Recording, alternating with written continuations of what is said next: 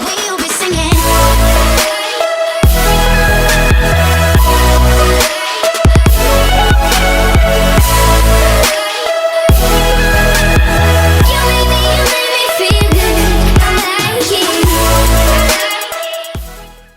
What is going on, guys? I am back in my new favorite recording spot. I just think it's really like bright and pretty out here and it feels good. And so right now I want to talk a little bit about online coaching and how to start your own business or to start your own online coaching just like thing. So first off, I want to apologize. Kaylin was supposed to be in on this talk, but we got just so distracted this past weekend, and we weren't able to actually like finish recording our little segment. So it's just gonna be me, but I will get some input from her and update you guys on that. So online coaching. So first off, and first and foremost, I'm no expert, and I don't want to sit here and act like I have the best online coaching program ever. I just know I get a lot of questions from people asking how to start up and how to get everything going and just like where to begin, like first steps to take. So this is going to be very like basic entry level and quick. So I just want to kind of like rapid fire tell you guys some good starting points if you're thinking about starting online coaching or really any online business in general that involves clients. So the first thing I like to do is make sure I have credibility. So the first thing I did was make sure that I was certified. So whatever you are doing, whether that's personal training, physical therapy, dietetics, like being a dietitian, anything, literally anything that you are going to be like taking on clients with, 99% of the time you're going to need a certification for it.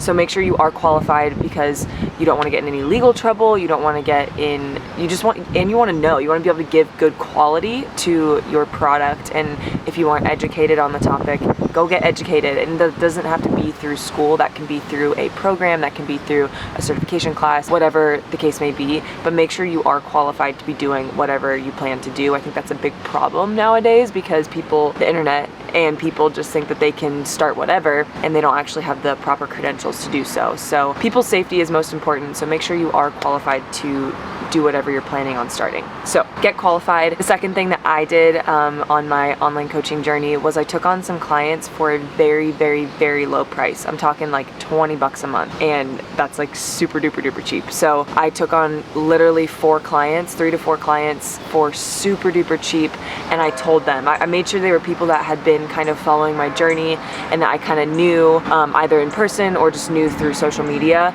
I took them on and I said, listen, I really want to start this, but I don't want to just like dive right in and put people's health in my hands. I want to kind of figure out the kinks. So I kind of use them as my like guinea pigs.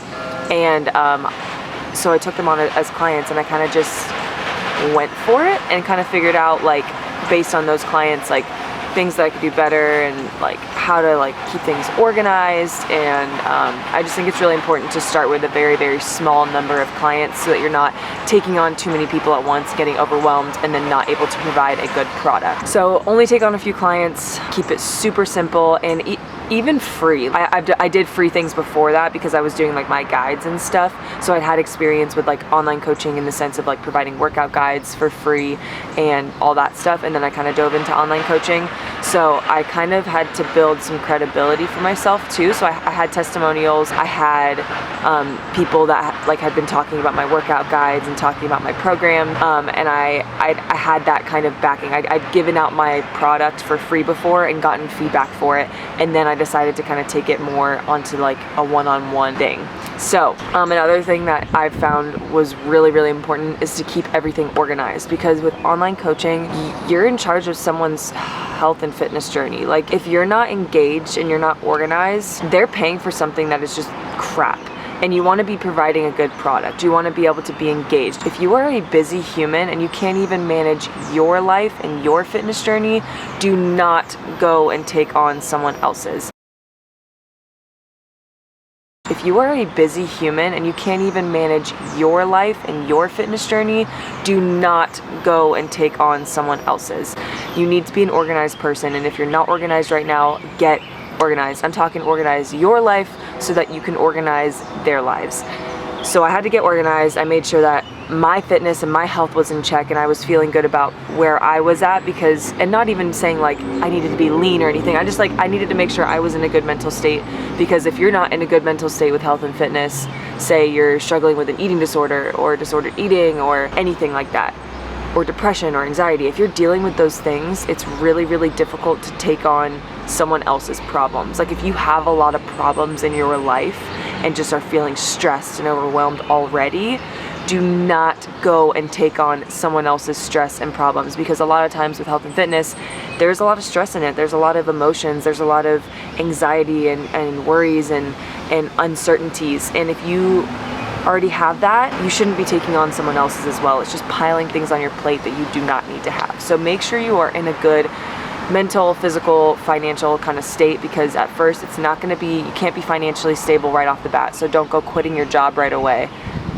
and just start online coaching. Like, you need to maybe have it as a side gig, and then once that side gig kind of takes over income-wise your main job, then you can think about maybe putting your main job away and focusing 100% on whatever your online thing is.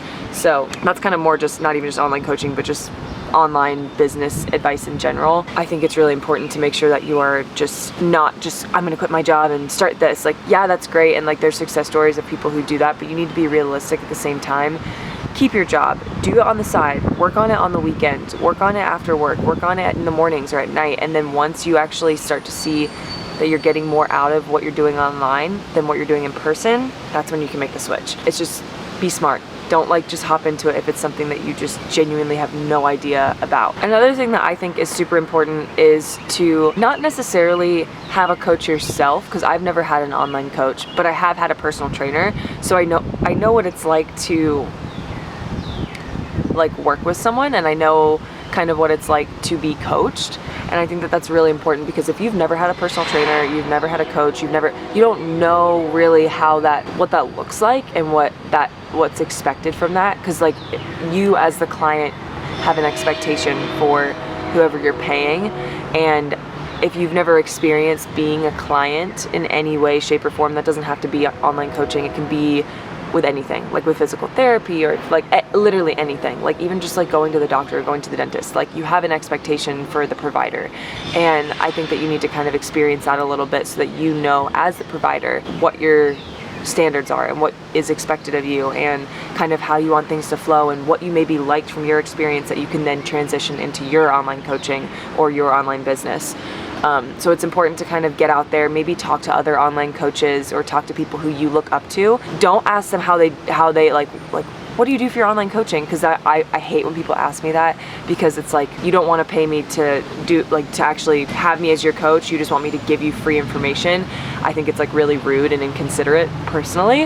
I get like wanting advice and whatnot, and that's why I'm making this video. But talk to other online coaches and maybe just ask them for like, if you could maybe, okay, so if someone were to message me on Instagram and say, what is the #1 piece of advice or 2 or 3 pieces of advice you could give anyone starting an online coaching business? I would love to answer that question. But if you message me and you say, hey, like, how do you do your online coaching? Or like, can you teach me how to do online coaching? Or like this, it's like, you're literally asking me to do something just completely for free, and you're not giving a crap about my product. You're not even interested in my product. You're just interested in getting free information out of me, and from something that I've worked years at. So I just think it's like super inconsiderate, and just like, be careful with that. Make sure when you are asking people for advice and for help with anything social media or online coaching, make sure you're kind of offering like something in return almost, just because I think it can be really rude when you just like ask for free stuff from someone you've never met.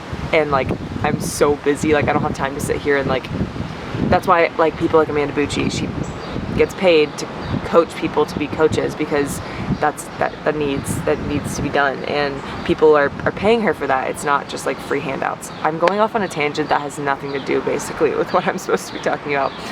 Anyway, online coaching, just a few other things. You kind of need to figure out like how you want it to work. Like if you're wanting to do like month-to-month clients, if you're wanting people to how they're gonna pay you, like how, like figuring out like logistical stuff. So kind of sit down and think about all the things that you would need to like get done. So like, how are you going to get paid? Do you have a website?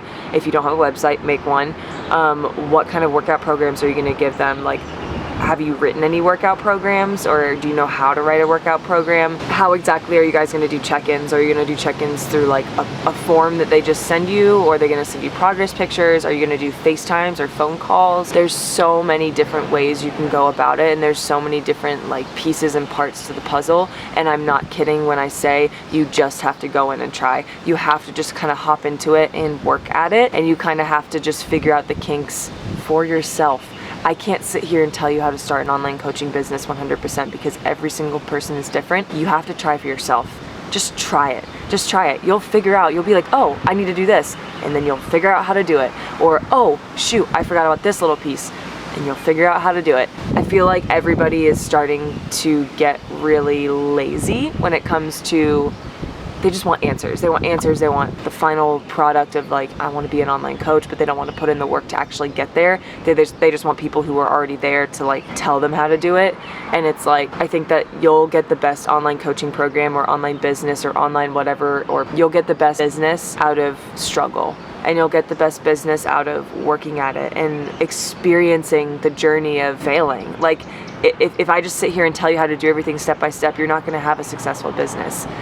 You need to go through that struggle. You need to figure out how to do things. You need to sit up till 3 a.m. trying to figure out how to make a bloody website. Like, you need those experiences because it's what makes your business have that depth and have that rawness and have that realness and have you in it. Like, you don't want to model your online coaching just off of how I do mine, because then that's not yours. It's not your business. It's mine. So like, I think that these tips are really great starting points, and kind of from here, you got to figure it out. You just got to figure it out for yourself a little bit and do the research, put in the work, put in the time, and grind. Like, you will figure it out. You are smart. You can do it. And these are some really good points and ways to just kind of go about that. But I'm not going to sit here and tell you like, this is how you make an online coaching program step by step, because you need to figure that out for yourself a little bit. But here was how to get started. So I hope this helped a little bit. I'm like kind of thinking about back on what I just said and like not excited to edit this because I feel like I kind of rambled a lot. But I might just like let the clip play raw. We'll see. Anyway, it's Monday. It's start to a new week. I'm super excited for this week. It's beautiful outside. I'm just feeling great. I have all my food prepped for the week, and I'm excited about my workouts, and it's a good Monday. So we are gonna get going on our Monday and just make sure that it is kick freaking butt. Thank you guys so much for watching, and if you guys have any more specific questions, please comment below. I'd be happy to answer those, and be sure to subscribe and like the video. And as always, I will see you guys in the next one.